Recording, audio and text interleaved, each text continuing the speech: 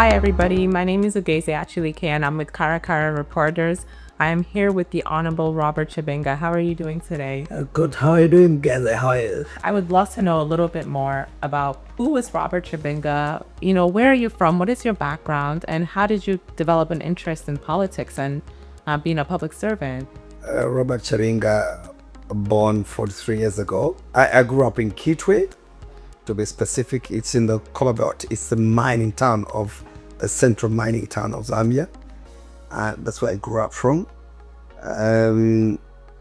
Of course, I started school at a school called Dima Primary School. It is in the military cantonment.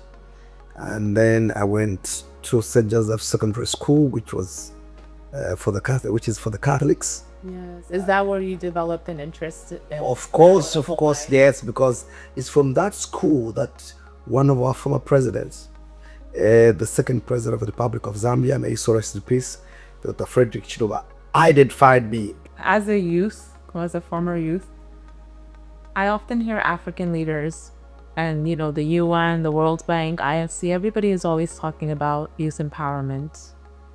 But what does that actually mean to you? And what actionable steps have you taken to show that you are dedicated to improving the lives of younger generations of Zambia? 72%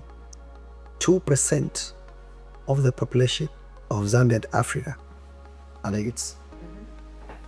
And then of that 72%, this is according to the demographic survey, the youths. Then we have the children between 10, between 0 and 17. Yeah. Their parents are between 18 and 40, because the period, the stage between 18 and 40, they're the most sexually active. So if we sort out the problem, as Africa, of the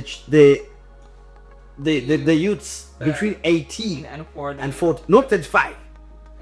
I know the youth for arraignment goes up to it goes up to like 35. 35, that's where it ends. But we need to extend to 40. This is the most. So the children between 0 and 16, they are 17, their parents are between 18 and 40.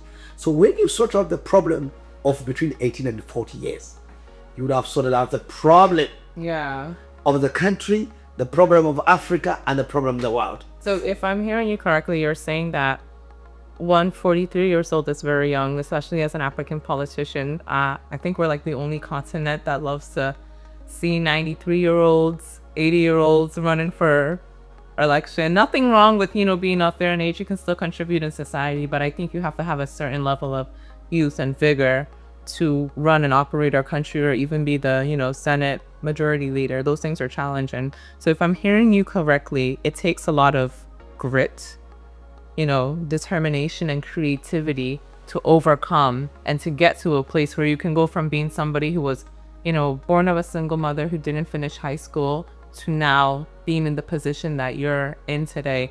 If there is a youth out there watching this, what message do you have for them to inspire them to challenge themselves to be better? Or not to... The challenge to the youths. The challenge to the youths are one. Don't lose hope from wherever you're coming from, regardless of whatever background, ethnicity, color, tribe. That does nothing. It's the self-determination that you can do it. That's number one. Number two, discipline. Don't lose hope. Be very disciplined. Those are the two traits. And also have the self-esteem and confidence. Okay. And believe in yourself that you can do it. Then that's one. Absolutely. So why did you choose Mafinga as your constituency? First, to cut there are a lot of reasons, but one of them, to just cut a long story short, is that that's where my mother comes from and my biological father. That's where he comes from as well. So I looked at the people, how they suffer. This is a rural setup. When I talk about very rural, but they're very hardworking people. Yeah. They want to strive, but you find that people who are even younger than me, the only thing that they can do is marriage. They only think about marriage, not education. So I wanted to go back and add value to that place to say, look, I was born here. If I am like this, I should be a role model. Yeah. You can also do it. The only thing is you go back by your self-discipline. Yeah. You need to be self-discipline, Have the confidence. have the confidence yourself, self-esteem. So that's why I went there.